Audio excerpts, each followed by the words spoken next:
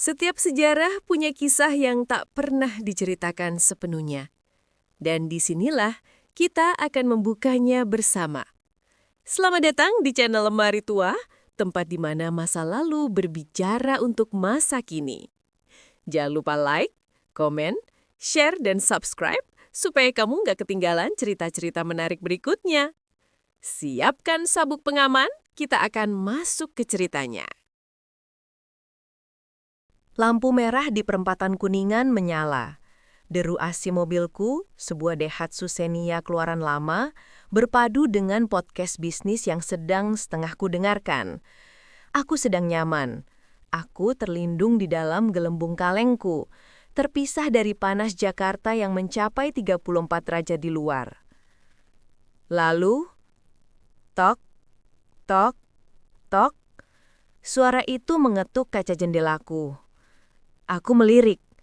Di sana, di antara deru knalpot dan kemacetan, dia berdiri. Sosok itu bukan manusia. Setidaknya, tidak lagi terlihat seperti itu. Seluruh tubuhnya, dari ujung rambut hingga ujung kaki, terbalut cat perak yang memantulkan sinar matahari sore yang brutal. Dia tidak memiliki ekspresi. Dia hanya menyodorkan sebuah kotak kardus bekas mie instan. Aku menggeleng pelan, sebuah gestur penolakan yang sudah otomatis. Dia tidak bergeming. Dia hanya menatap lurus ke depan, ke dalam mobilku, tapi seolah menembus diriku. Matanya, satu-satunya bagian yang hidup, merah dan teriritasi di dalam topeng perak itu, terasa hampa. Lampu hijau menyala. Aku menginjak gas, meninggalkan patung perak itu di belakang. Saat mobil melaju, aku melihat pantulan wajahku sendiri di kaca spion. Wajah seorang karyawan swasta berumur 28 tahun. Sedikit lelah, sedikit bosan, tapi yang pasti seorang manusia. Seorang Rizky. Pertanyaan itu muncul. Bukan kasihan, bukan mengganggu, tapi sebuah pertanyaan yang lebih dalam, lebih teknis yang menggerogoti logikaku. Mengapa? Bukan mengapa dia miskin, itu terlalu jelas. Tapi mengapa cat perak? Mengapa memilih metode yang begitu menyakitkan, begitu merendahkan, demi rejehan yang bahkan tidak seberapa? Apa yang dibutuhkan untuk membuat keputusan itu setiap pagi? Bagaimana rasanya? Pertanyaan itu tidak mau pergi. Selama seminggu, aku menjadi terobsesi. Aku melihat mereka di mana-mana, di Pancoran, di Slipi, di Cempaka Putih. Mereka adalah hantu-hantu baru di ibu kota, menggantikan ondel-ondel dan manusia kardus. Aku memutuskan, aku tidak bisa menulis tentang ini. Aku tidak bisa memahaminya, hanya dengan melihat dari balik kaca mobilku. Jika aku ingin tahu, aku harus merasakannya. Aku harus menjadi salah satu dari mereka. Selama sebulan, keputusan itu mudah diucapkan di kamar kosku yang nyaman. Eksekusinya adalah neraka. Langkah pertama, cat. Aku pergi ke toko cat bangunan besar di Depok. Pak, cat buat badan ada? Penjaga toko itu menatapku seolah aku alien. Cat badan buat body painting? Nggak ada, Mas. Bukan, kataku, mencoba terdengar santai. Yang, perak, kayak manusia silver. Ekspresi penjaga itu berubah dari bingung menjadi jijik. Oh, itu cat sablon, Mas. Kami nggak jual eceran. Dan itu bukan buat kulit. Rusak kulit nanti. Dia berbalik, melayani pelanggan lain. Aku telah diusir secara halus. Aku gagal di rintangan pertama. Aku terlalu bersih. Aku terlalu risky. Aku sadar aku tidak bisa mendapatkannya dari dunia formal. Aku harus pergi ke sumbernya. Selama 3 hari berikutnya, sepulang kerja, aku memarkir mobilku jauh-jauh dan mengobservasi sebuah perempatan besar di Jakarta Timur. Aku melihat seorang manusia silver, remaja laki-laki, menyelesaikan shift-nya saat maghrib. Aku mengikutinya dari jarak aman. Dia tidak pulang ke rumah. Dia berjalan menyusuri rel kereta, masuk ke sebuah labirin perkampungan kumur di bawah jembatan layang. Inilah dunia lain itu. Bau got dan sampah basah langsung menusuk hidung. Disinilah aku menemukan bos Chad. Dia bukan bos besar, hanya seorang pria berperut buncit yang duduk di depan warung di samping jarikan-jarikan besar berisi cairan mencurigakan. Aku mendekat. "Pak, saya mau..." Dia tidak melihat ke arahku. "Mau nyilver?" katanya. Suaranya parau. Dia sudah tahu. Aku mengangguk. 30.000, katanya. Dia menunjuk ke sebuah paket. Cat sama kotak, setoran 30.000 sehari. Lapak di lampu merah Cijantung. Jangan macam-macam di lapak lain. Aku membayar. Dia menyerahkan sebuah kantong plastik hitam. Di dalamnya ada botol air mineral bekas berisi cairan perak kental dan sebuah kotak kardus bekas. "Catnya campur apa, Pak?" tanyaku. Pria itu tertawa. "Minyak goreng, biar nggak kaku. Kalau mau irit, campur bensin dikit. Sana." Aku memegang kantong plastik itu. Rasanya seperti baru saja membeli granat.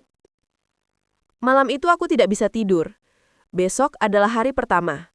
Aku sudah mengambil cuti sebulan dari kantor dengan alasan mengurus keluarga sakit.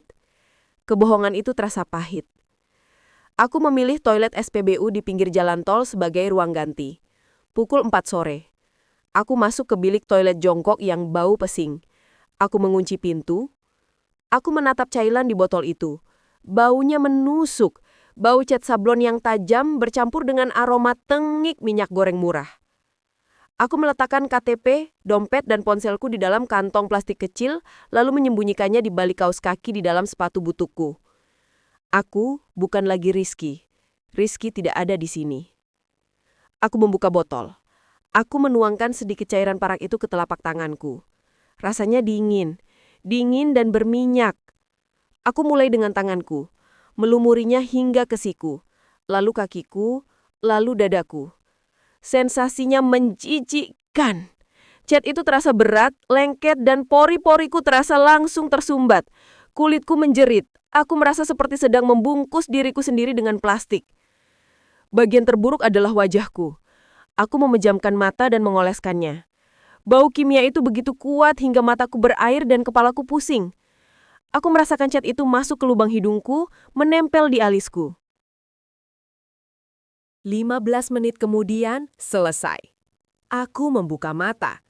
Di pantulan kaca cermin toilet yang kusam dan retak, bukan lagi aku yang terlihat. Sosok itu adalah alien, patung yang hidup.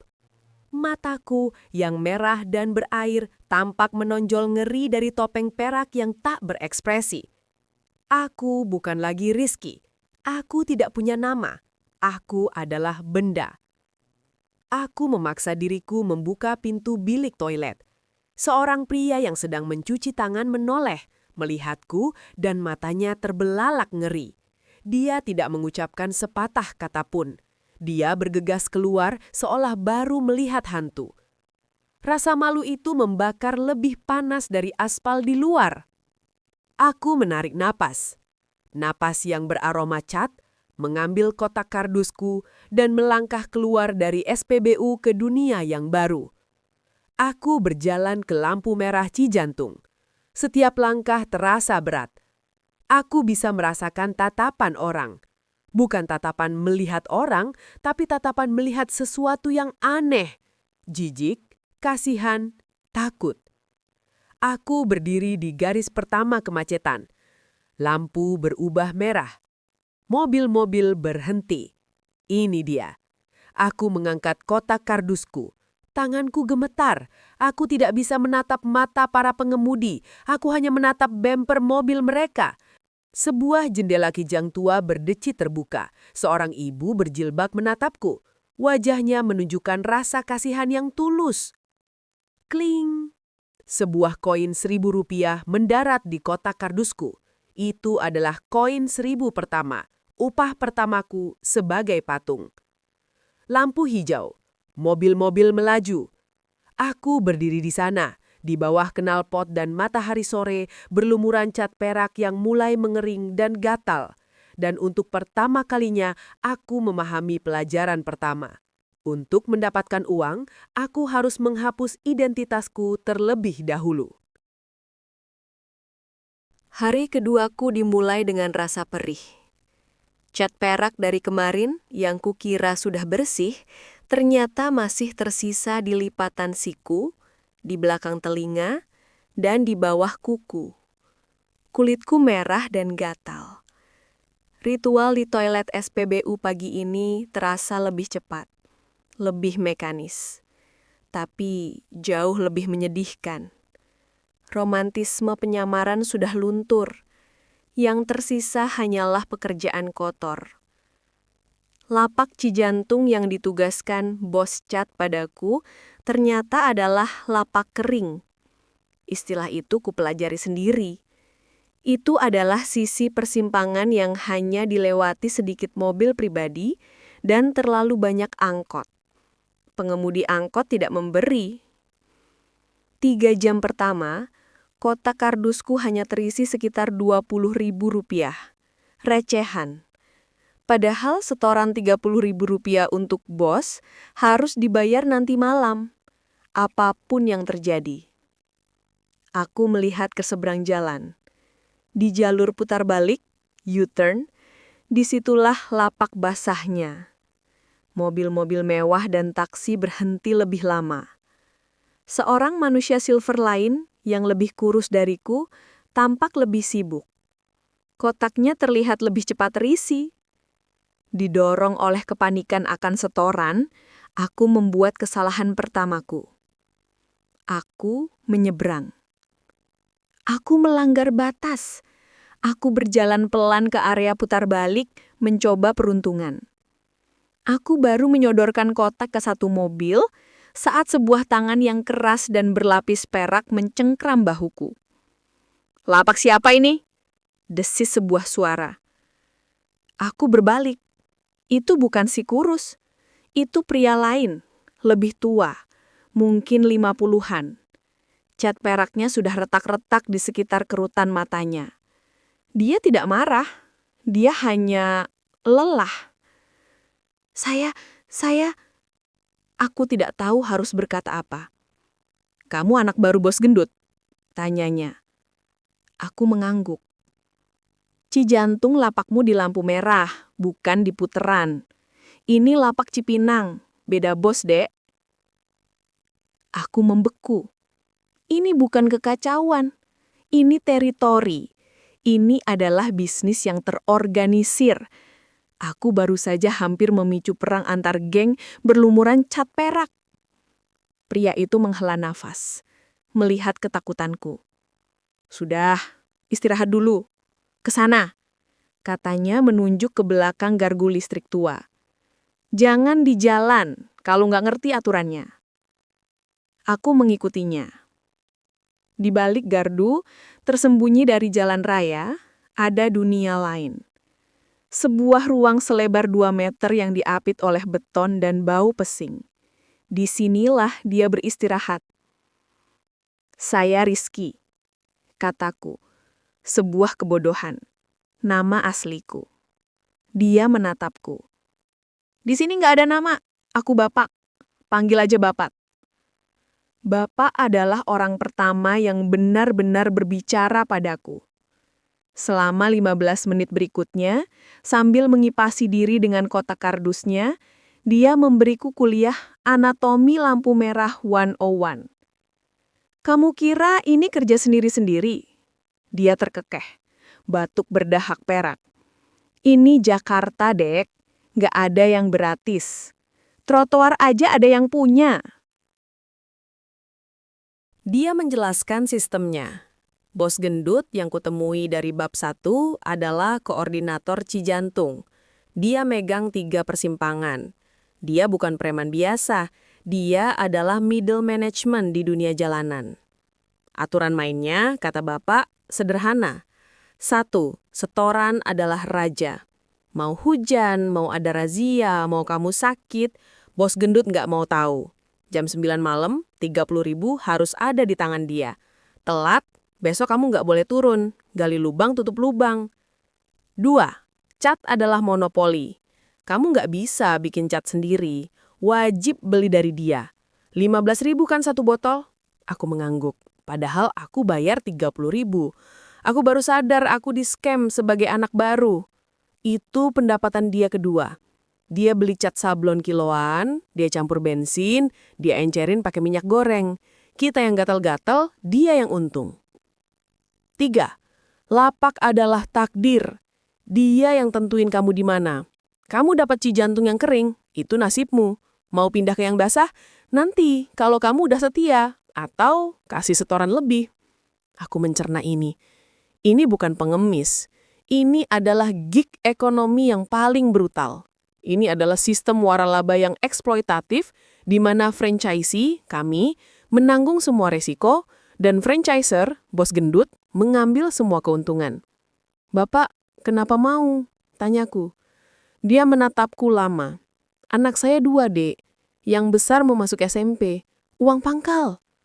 Kalimat itu menghantamku lebih keras dari klakson truk. Uang pangkal.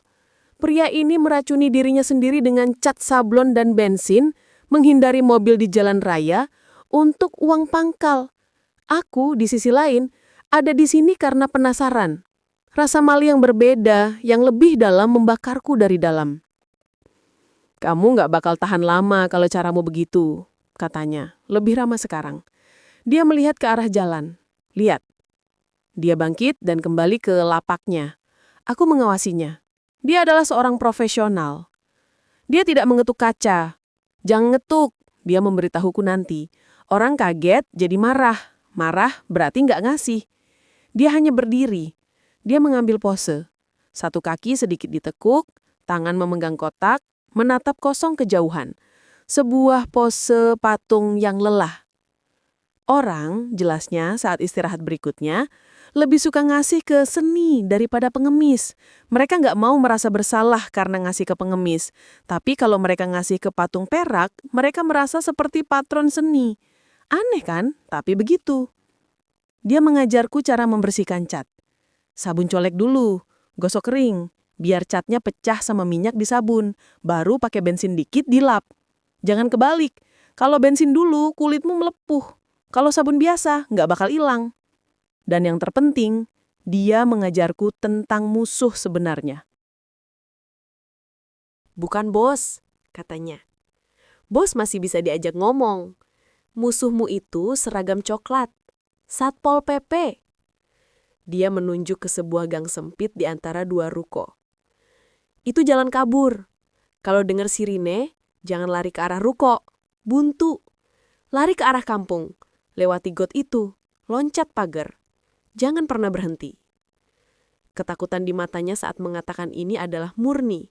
Lebih takut daripada saat menghadapi truk tronton. Shift berakhir saat senja. Pendapatanku hari itu, Rp85.000. Jauh lebih baik setelah aku mengikuti pose bapak dan tetap di lapakku. Kami berjalan bersama dalam diam perak, kembali ke base camp di bawah jembatan layang. Bos gendut sudah menunggu, duduk di kursi plastik, bersih, wangi rokok keretek. Sementara kami, para prajurit peraknya, bau bensin dan keringat. Aku menyerahkan Rp30.000 setiaku. Dia mengambilnya tanpa menghitung, melemparkannya ke tumpukan uang kotor. Sisa di tanganku, Rp55.000. Aku menghitung, dikurangi Rp30.000 untuk paket cat besok, penghasilan bersihku hari ini Rp25.000. 10 jam kerja, menghirup cat, mempertaruhkan nyawa di jalan raya, untuk Rp25.000. Bapak menepuk punggungku. Dapat, Dek? Dapat, Pak. Besok lagi ya, katanya. Aku mengangguk. Aku menatap bos gendut yang sedang menyalakan rokok lagi. Aku baru sadar. Ini bukan mengemis. Ini kerja paksa. Dan kami membayar untuk dirantai. Jam 5 pagi di bawah jembatan layang Cijantung tidak dimulai dengan alarm. Ia dimulai dengan suara batuk. Itu adalah simfoni yang serak, kering, dan dalam. Bapak, pria parubaya dari bab 2 yang memulainya.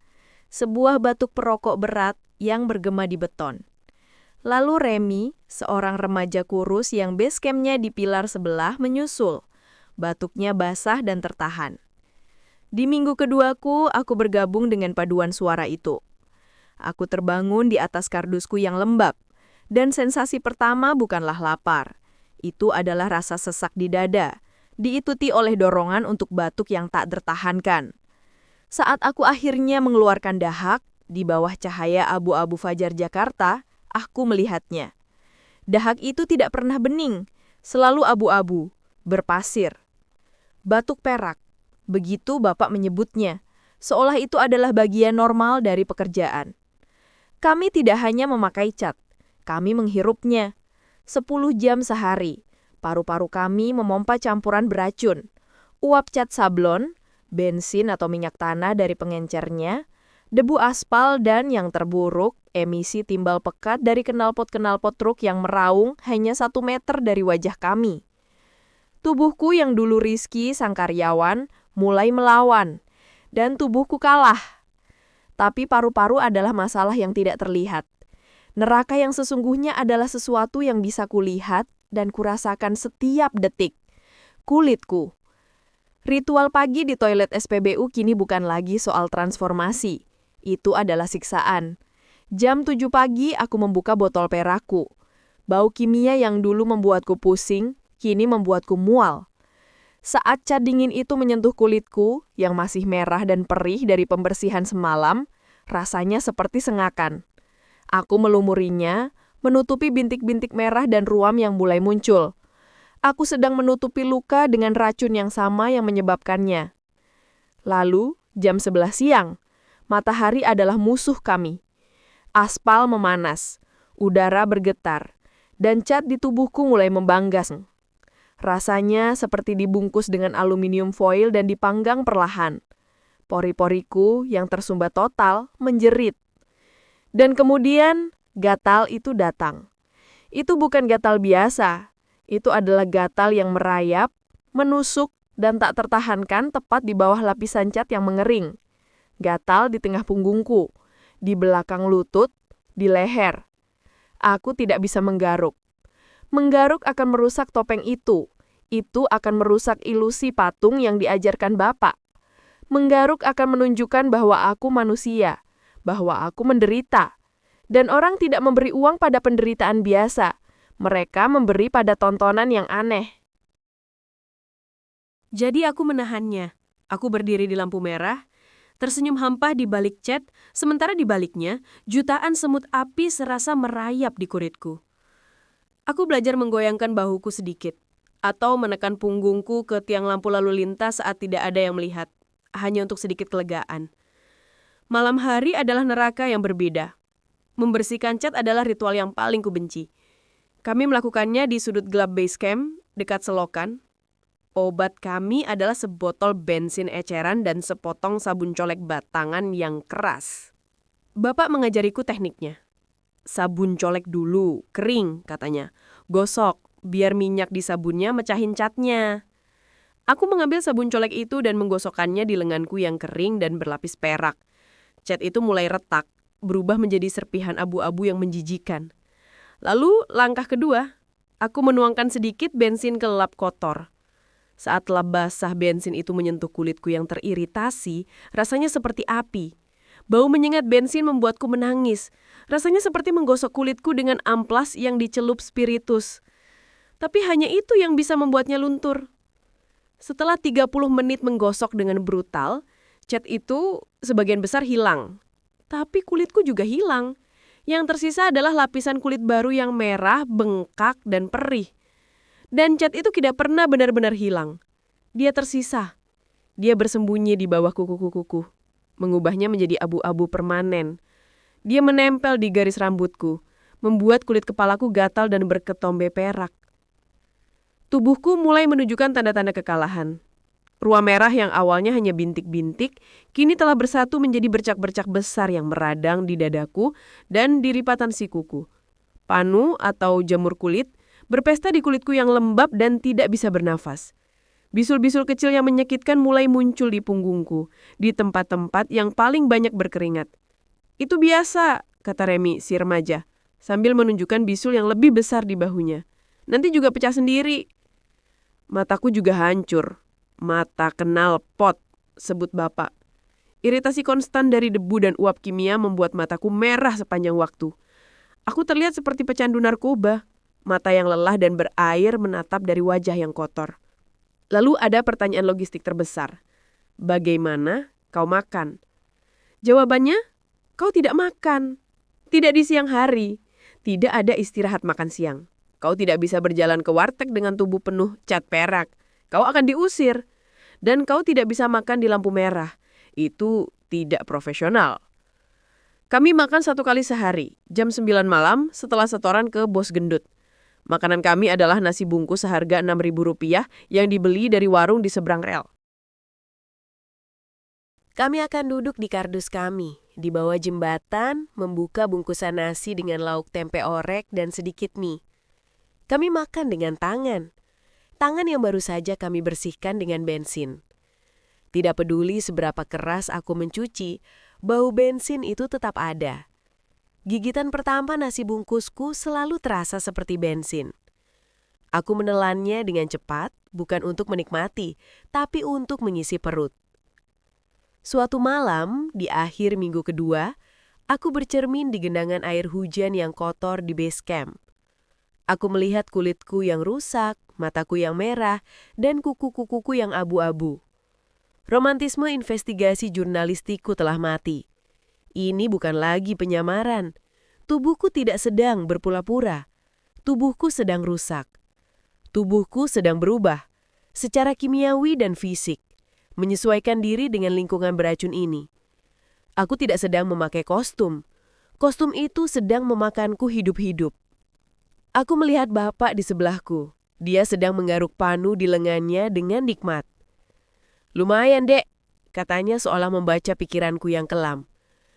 Hari ini dapat Rp90.000. Rp90.000. Itulah harga sewa tubuhku hari ini. Harga untuk paru-paru yang membusuk, kulit yang terinfeksi, dan makan malam rasa bensin. Dan aku baru di sini 2 minggu. Bapak, dia sudah melakukan ini selama 2 tahun. Hujan di Jakarta tidak pernah datang dengan sopan.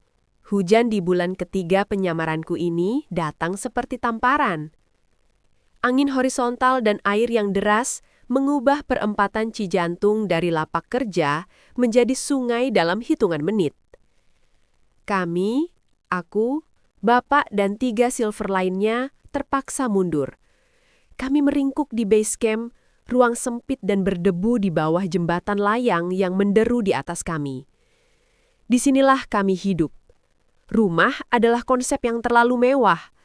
Base camp adalah tempat kami menyimpan botol cat, tumpukan kardus untuk tidur, dan pakaian ganti kami yang kotor. Bau tempat ini adalah campuran permanen dari cat sablon, bensin, debu beton, dan urin. Hujan berarti tidak ada uang.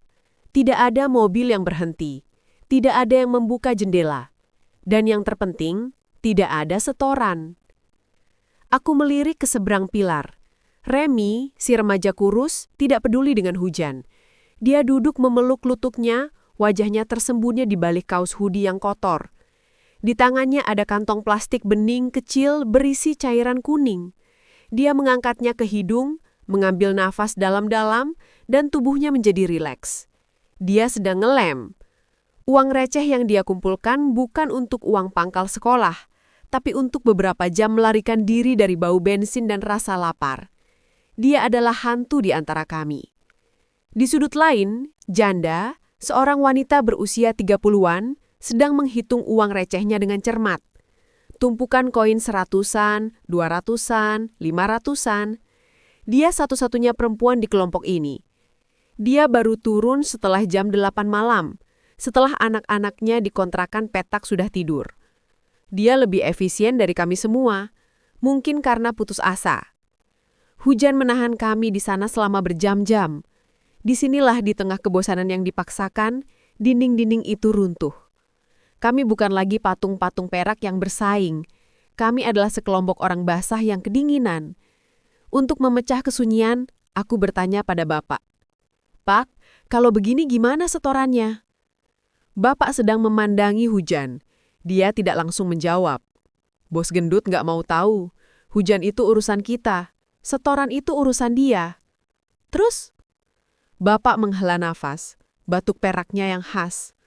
Dia merojoh saku celananya yang kotor dan mengeluarkan dompet butut yang terikat karet. Dia membukanya. Di balik plastik yang sudah kusam, ada satu-satunya benda berharga di sana, yaitu pas foto kecil seorang anak laki-laki yang tersenyum kaku mengenakan seragam SMP putih biru yang kebesaran.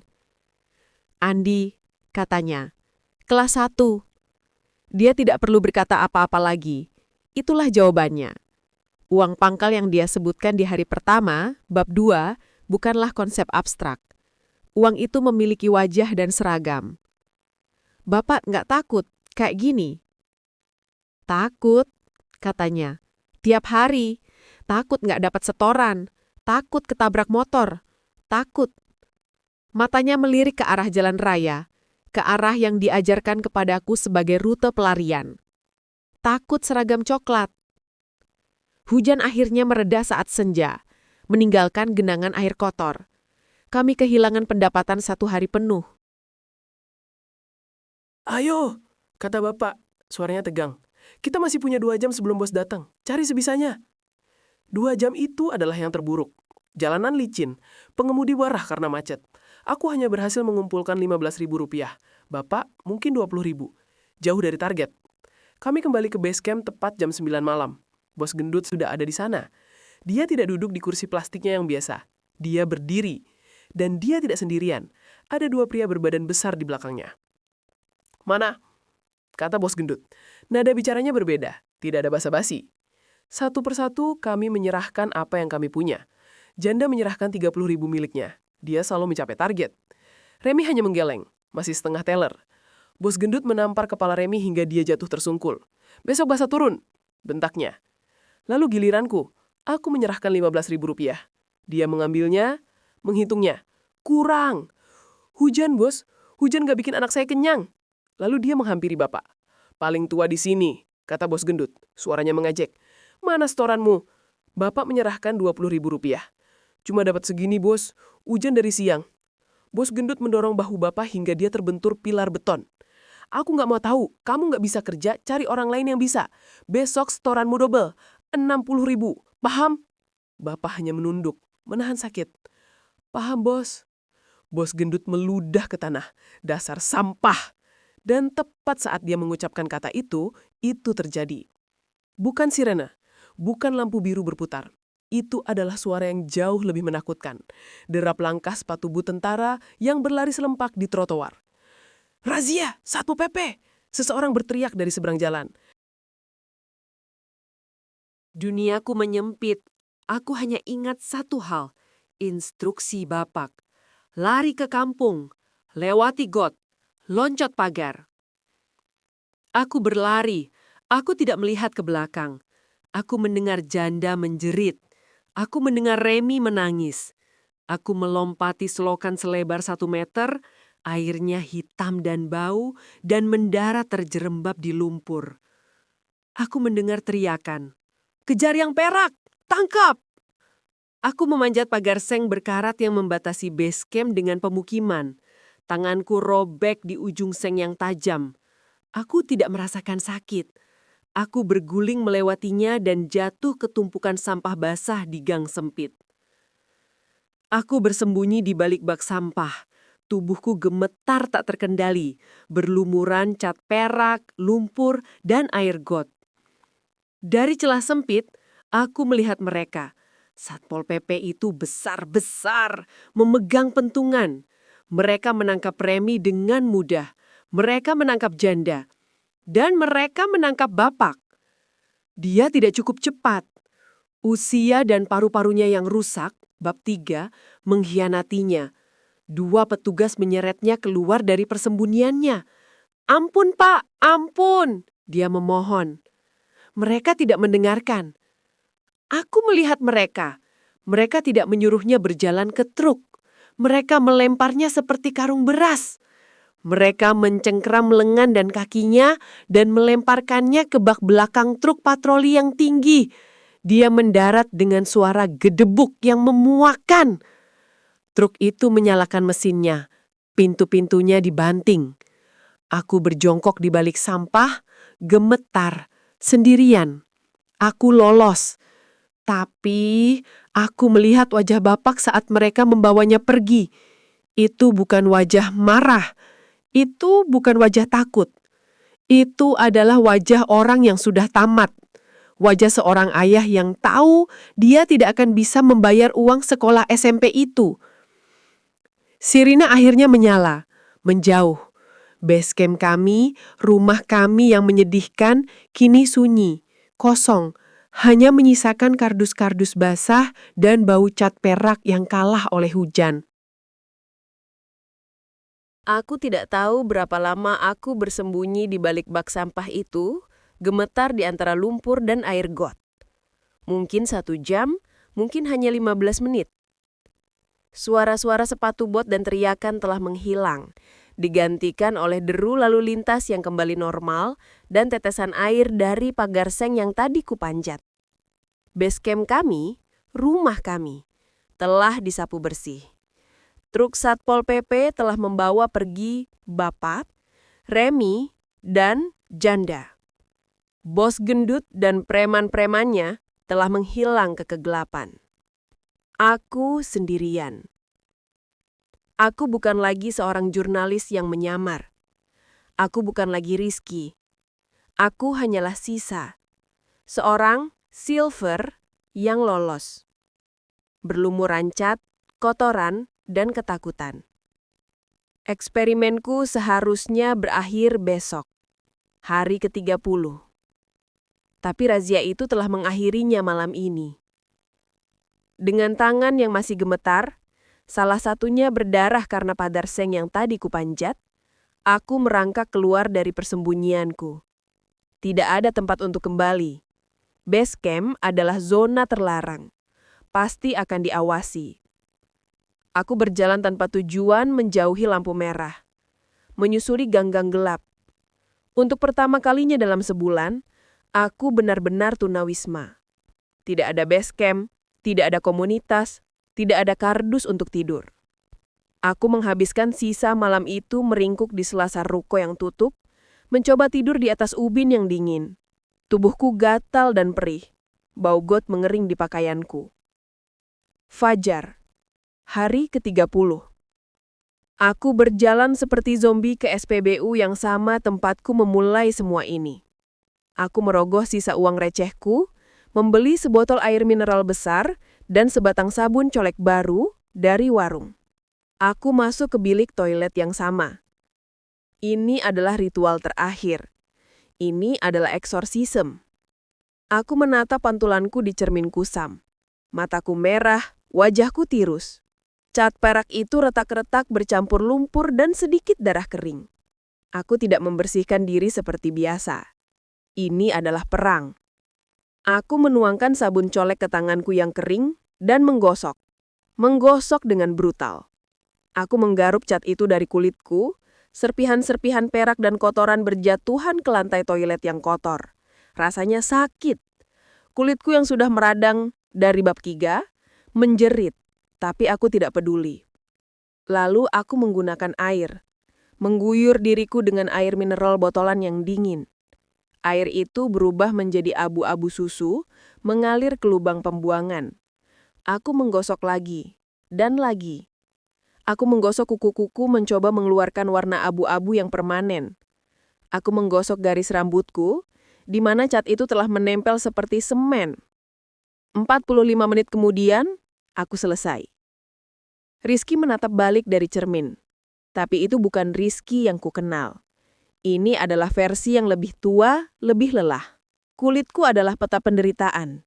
Merah, terkelupas, penuh ruam. Tapi pucat. Pucat yang mengerikan. Aku mengambil sisa pakaianku yang kotor dan berbau cat, memasukkannya ke dalam kantong plastik dan melemparkannya ke tempat sampah SPBU. Aku mengambil pakaian Rizky yang kusembunyikan di dalam tas, kaos bersih dan celana jeans, lalu memakainya. Kain katun yang lembut menyentuh kulitku yang rusak. Rasanya bukan nyaman, rasanya menyakitkan. Setiap sentuhan, setiap gesekan adalah sengatan. Aku berjalan keluar dari toilet itu, seorang pria normal. Tidak ada yang melihatku. Aku kembali tak terlihat, tapi dengan cara yang berbeda. Aku masuk ke mobil Xeniaku yang telah terparkir aman di tempat lain. Saat aku menyalakan mesin, AC berhembus. Udara dingin yang bersih itu terasa sangat asing, hampir tidak wajar. Aroma pewangi mobil, lemon buatan, membuatku mual. Aku pulang ke kamar kosku. Hal pertama yang kulakukan adalah berdiri di bawah shower. Air panas, sesuatu yang telah kulupakan. Saat air itu menghantam punggungku yang penuh bisul dan kulitku yang teriritasi, aku hampir berteriak. Rasa perihnya membuatku berlutut. Aku menghabiskan sebotol sabun cair, menggosok setiap inci tubuhku. Air di bawah kakiku masih berwarna abu-abu. Aku keramas 5 kali. Aku melangkah keluar, mengeringkan badan dengan handuk yang lembut. Dan aku melihat tempat tidurku. Sprei bersih, bantal yang empuk. Aku berbaring, dan aku menangis. Aku tidak menangis saat ditipu bos gendut. Aku tidak menangis saat gatal-gatal. Aku tidak menangis saat razia. Aku menangis sekarang karena sensasi sprei yang bersih terasa seperti sebuah pengkhianatan. Itu adalah kemewahan yang begitu tak terjangkau, begitu jauh dari kardus di bawah jembatan, sehingga terasa cabul. Aku tertidur. Bukan tidur. Koma, selama 24 jam penuh. Seminggu kemudian aku kembali. Kulitku masih dalam proses penyembuhan, tapi aku sudah kembali bekerja. Aku mengenakan kemeja kantorku. Aku mengendarai mobilku yang ber-AC. Aku berhenti di perempatan Cijantung. Lampu merah. Aku melihat ke bawah jembatan. Basecamp ini sepi. Kardus-kardus Bapak dan Remi telah disapu bersih oleh petugas kebersihan kota. Lalu aku melihat ke lapak putar balik. Dia ada di sana. Bukan Bapak, bukan Remi. Seseorang yang baru. Seorang anak laki-laki. Mungkin usianya 16 tahun. Kurus. Catnya masih baru dan canggung. Dia terlihat bingung. Dia belum tahu aturan mainnya. Tok, tok, tok. Dia mengetuk jendelaku. Dia melakukan kesalahan pertama yang diajarkan Bapak untuk tidak kulakukan. Dia mengetuk kaca mobil Rizky. Tapi dia tidak tahu, dia sedang mengetuk kaca manusia silver yang lolos. Aku membeku. Aku adalah dia, sebulan yang lalu. Dan sekarang, aku adalah pengemudi kijang yang dia tatap dengan mata hampa. Siklus itu ada di depan mataku. Jantungku berdebar. Aku menekan tombol, dan jendelaku turun. Zzt, zzt. Anak itu terkejut. Dia mundur selangkah, mengira aku akan memakinya. Aku tidak mengatakan apa-apa. Aku tidak bisa memberinya ceramah. Aku tidak bisa menawarinya pekerjaan. Apa yang bisa aku katakan? Berhenti, ini merusak kulitmu. Awas Satpol PP. Aku merogoh dompetku. Aku mengeluarkan selembar uang kertas berwarna biru. Rp50.000. Aku mengambilnya dan memasukkannya ke dalam kotak kardusnya. Mata anak itu, merah dan teriritasi, melebar. Dia menatap uang itu, lalu menatap aku, penuh kebingungan. Ini mungkin penghasilannya seharian dalam satu pemberian. Dia mencoba mengucapkan, "Terima kasih." Lampu berubah hijau. Aku hanya mengangguk padanya. Satu anggukan singkat yang entah mengapa terasa seperti sebuah permintaan maaf. Aku menginjak gas. Saat mobil melaju, aku melihatnya di kaca spion. Dia masih berdiri di sana, menatap uang itu, sebelum mobil-mobil lain mulai membunyikan klakson. Aku menyetir dan aku akhirnya mengerti. Manusia silver bukanlah sebuah pekerjaan. Itu adalah gejala. Itu adalah cermin. Mereka adalah cermin perak yang memantulkan segala sesuatu yang salah dengan kota ini. kemiskinan ekstrim, jaring pengaman sosial yang robek, dan premanisme yang dilembagakan yang memangsa mereka yang paling lemah. Kita membenci mereka bukan karena mereka kotor atau mengganggu. Kita membenci mereka karena mereka menunjukkan kepada kita, dengan cara yang paling gamblang, betapa nyamannya kita di dalam gelembung ber-AC. Kita hanya terpisah 1 inci kaca jendela dari penderitaan.